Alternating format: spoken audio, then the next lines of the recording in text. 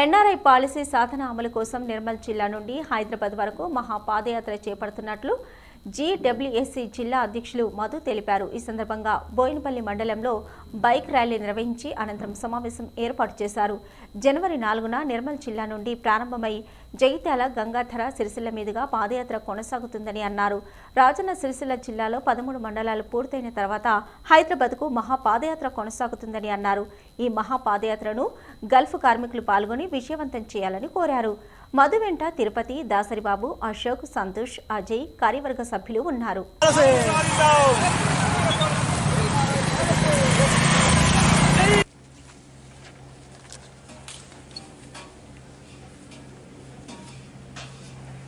జై NRI policy, జై NRI policy.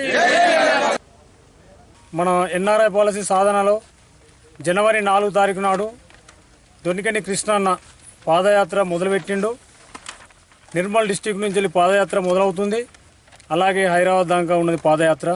అందులో భాగంగానే మా రాజన్న సిరిసిల్ల జిల్లా నియోజకవర్గ కార్యవర్గ సభ్యులు, మండల్ మరియు ప్రెసిడెంట్లు, వైస్ ప్రెసిడెంట్లు, జిల్లా ప్రెసిడెంట్లు, విలేజ్ ప్రెసిడెంట్లు అందరం ఈరోజు తడగొండ గ్రామంలో ప్రోగ్రాం అరేంజ్మెంట్ చేసుకోవడం జరిగింది.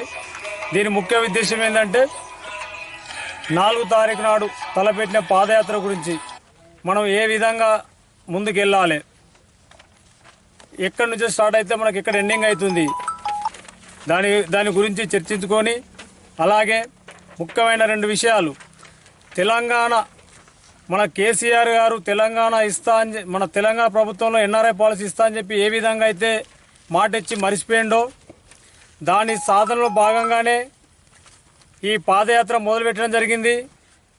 ఎన్ఆర్ఐ పాలసీ, తెలంగాణ సంపూర్ణ ఎన్ఆర్ఐ పాలసీ అమలు చేయాలి. అలాగే కేంద్ర ప్రభుత్వం జీవో వెంటనే రద్దు చేయాలి. ఈ జీవో గిట్ట రద్దు చేయకపోతే మాత్రం కేంద్ర ప్రభుత్వంలో ఉన్న మన కరీంనగర్ జిల్లా, ఉమ్మడి కరీంనగర్ జిల్లా మన ఎంపీ సంజయ్ అన్న గారిని, మరి అలాగే ఇతర బీజేపీ నాయకుల ఇంటి ముట్టడించిన కార్యక్రమం జరుగుతుంది. ఇది మేము మీడియా పరంగా హెచ్చరిస్తున్నాం.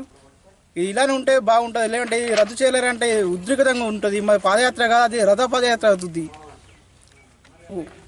అందరికి తెలియజేస్తున్నాం, మాకు మాత్రం సంపూర్ణ ఎన్ఆర్ఐ పాలసీ ఇచ్చేదాకా మా పాదయాత్ర ఆగదు.